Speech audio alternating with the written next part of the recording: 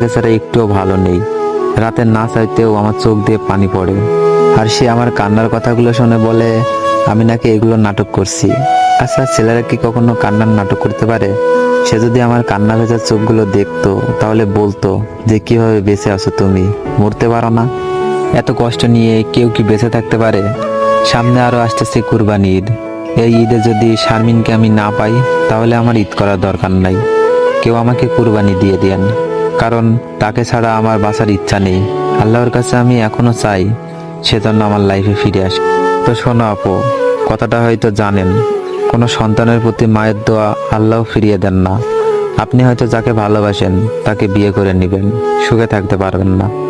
যাকে ঠকিয়ে মেরে ফেলবেন তার মায়ের প্রতিটা চোখের পানির ফোঁটার আর্তদান আপনার সব সুখ কেড়ে নেবে।